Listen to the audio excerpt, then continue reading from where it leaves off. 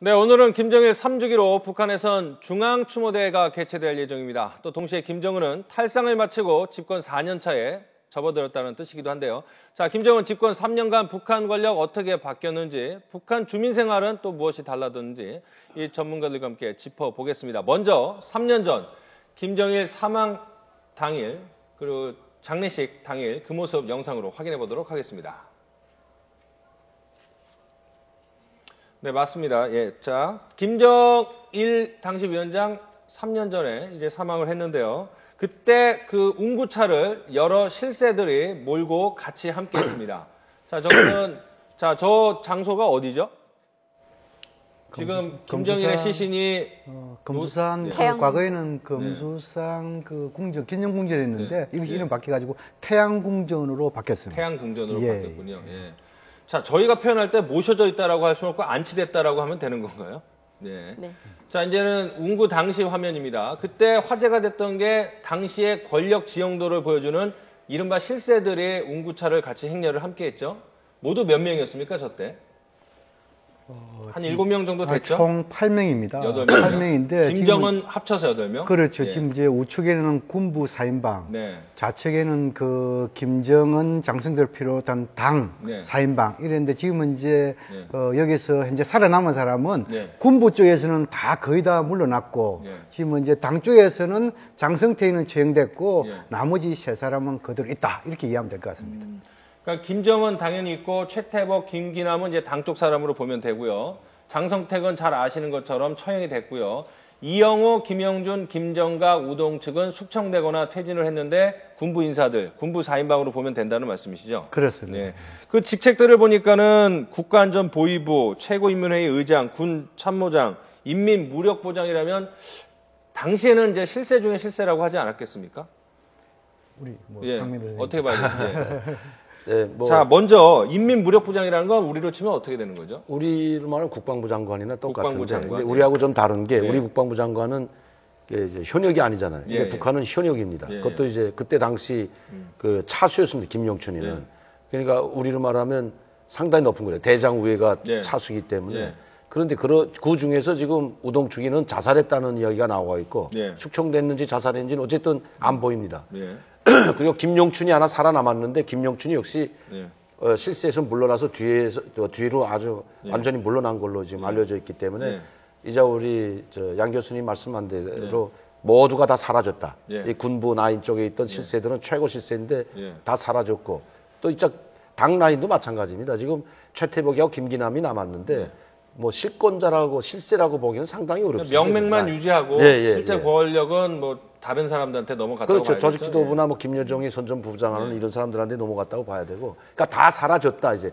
사라지진 않았으면 이제 조만간 사라질 거다 이렇게 보면 될 거예요. 근데 이해가 안 되는 게 그 군부 실세 4인방이라고 말을 했고 그렇기 때문에 당연히 김정일 위원장의 운구차 행렬에 동행을 한 건데 아버지에게 충성을 다했던 그 실세 4명을 아들이 이렇게 숙청을 한 특별한 이유가 있을까요? 같이 함께 할 게 더 맞는 것 같기도 한데.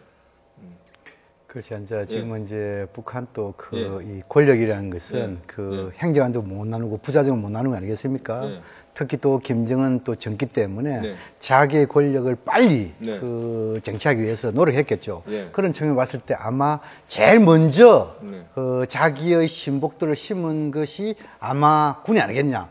다시 말해서 군에 대한 자신의 신복을 심기 위해서는 아버지 때의 사람들을 다 물갈이 한 것이 아니겠냐 보이고 또 특히 군을 견제하기 위해서 당의 기능을 정상화시켰습니다. 그래서 이제 군 또 당의 군대도 이렇게 했죠. 그런 측면을 봤을 때 김정은이가 제일 먼저 숙청, 물갈이 한 것은 군부였다. 이렇게 이해하면 될 것 같습니다. 자, 이제 김정은이 1년, 2년, 3년이 지나면서 나름대로 자신감을 가졌을 것 같은데요. 1주기, 2주기 때 표정을 보면 그 당시 김정은의 자신감이 어땠는지를 좀 볼 수가 있을 것 같습니다. 그래서 저희가 비교한 영상도 있는데요. 한번 보면서 설명을 드리도록 하죠. 자, 김정은 1주기, 2주 어떤 모습이었는지. 자, 이게 이제는 1주기 때 모습이었죠. 네. 자, 이제 아버지 세대의 실세를 정리하고 1주기 때는 김정은이 어디까지 그 권력을 장악을 했다고 보면 되는 걸까요?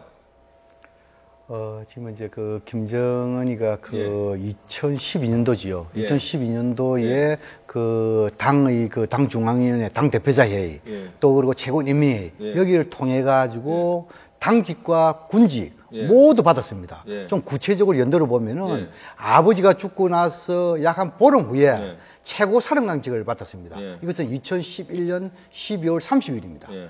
그리고 2012년도 4월 달에 예. 그 지금 저 당 중앙군사위원회 위원장직 예. 그리고 당 비서 제1비서 예. 이름 묻고 또 국가직으로서는 국방위원회 제1위원장직을 맡았습니다. 예. 그런 측면을 봤을 때 김정은은 아마 2012년도에 네. 당, 정, 군 예. 모든 직책에 다 등극했다 네. 이렇게 이해하면 될 것 같습니다.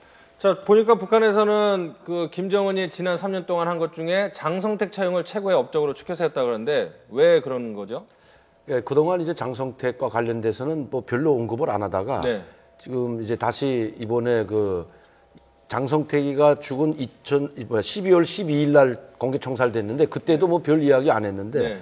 이번에 3주기 때 이걸 김정은의 업적을 이제 평가를 하면서 이 장성택 처형한 것만 평가한 건 아니지만은 네. 제일 큰 업적, 제일 먼저 나왔습니다. 예. 그러니까 그거를 다시 상기시켰다는 것은 아마 네. 그 누구도 이 고모부 아닙니까? 예. 최고권에 도전한 자는 용서 없다는 걸 다시 한번 보여주는 그런 계기로 된 거 아니냐. 그러니까 자기한테 절대 충성을 하라. 이걸 해서 이게 가장 큰 업적이라는 건 뭡니까? 처형한 걸 가장 큰 업적이라는 건 자기한테 도전한 세력은 그 누구도 용서 안 한다. 다음번에 누가 도전한다면 그것도 치면 큰 업적이 될 수가 있기 때문에 절대 용서하지 않는다는 걸 보여주고 자기 권력을 탄탄하게 하기 위한 네. 그런 것을 이번에 한번 삼을 수 있는 계기로 보지 않나 이렇게 생각합니다. 그러니까는 고모부까지 공개 처형할 정도로 강심장이기 때문에 아니면은 그 뭐라고 해야 될까요? 저 피도 눈물도 없는 사람이기 때문에 자기한테 그러니까 최고권이라고 하는 네. 그 최고권에 도전한다면 누구도 용서 안 한다는 걸 아마 보여주려는 것 같습니다. 예.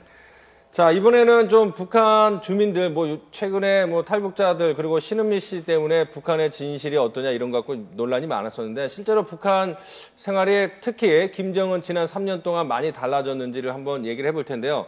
자, 장마담이라는 게 정확히 어떤 거죠? 요즘 장마당 얘기 많이 나오던데, 시장이라고 보면 되는 건가요? 아니면 그렇죠. 이제 대한민국을 말하면 재래시장이라고. 재래시장이요? 대한민국 재래시장은 예. 좀 작은 형태지만 예. 북한은 이제 중앙 공급 체계가 무너진 다음부터 예. 90년도 이제 중반부터 메뚜기 시장부터 시작해서 국가가 이제 공식적으로 장마당을 인정해서 시장에서 이제 먹고